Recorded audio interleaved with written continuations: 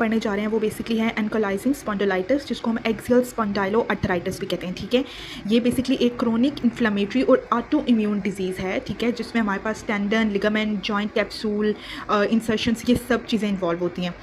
अगर हम देखें कि इस आर्थराइटिस की इस टाइप में कौन से जॉइंट्स जो हैं वो प्राइमरीली इन्वॉल्व होते हैं, सभी जॉइंट्स इसमें इफेक्ट होते हैं, लेकिन जो मेजरली हमारे पास इन्वॉल्व होते हैं, प्राइमरीली इन्वॉल्व होते हैं, जो वो स्पाइन है और सैक्रोइलियक जॉइंट्स हैं। ठीक है, उसके बाद इसका जो इन्फ्लेमेटरी प्रोसेस होता है ना, बेसिकली वो ये होता है कि the inflammatory process causes erosion of adjacent bone followed by ossification of the affected enthesis leading to progressively restricted joint movement। सबसे पहले क्या होता है कि बोन की जो होती है अफेक्टेड जो बोन होगी ना, उसकी इरोजन स्टार्ट हो जाएगी, ऑसिफिकेशन होगी। ठीक है, उस स्ट्रक्चर की। एंथेसिस मीन्स कि वो टेंडन हो सकता है, लिगामेंट हो सकता है, या जॉइंट कैप्सूल हो सकता है।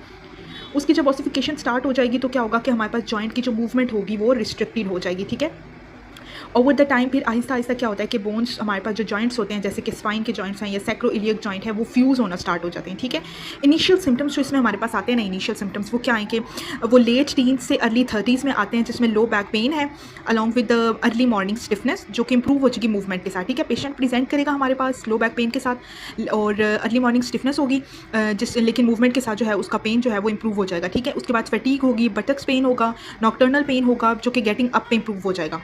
अगर हम इसकी प्रेवलेंस की बात करें तो मेल और फीमेल्स इक्वली अफेक्टेड होते हैं, और जो इंपॉर्टेंट इसका फैक्टर है वो ये कि इसकी association, it can be associated with the inflammation of eye, uveitis, iritis, bowel में ulcerative colitis, Crohn's disease and skin में सोरियासिस। ठीक है, as well as increased risk of developing osteoporosis, vertebral fractures and cardiovascular disease. ठीक है, और ये जो patients होते हैं ना, ये इंक्रीज रिस्क ऑफ होते हैं ऑस्टियोपोरोसिस और वर्टिब्रल फ्रैक्चर्स, क्योंकि हम लोगों ने इसकी पैथोफिजियोलॉजी देखी है कि इरोजन हो रही है, ऑसिफिकेशन हो रही है। ठीक है, जॉइंट मूवमेंट रिस्ट्रिक्ट हो जाएगी, तो वो फिर जब ऑसिफिकेशन और इरोजन हो रही है बोन की, तो वो ऑस्टियोपोरोसिस की तरफ जाएगा।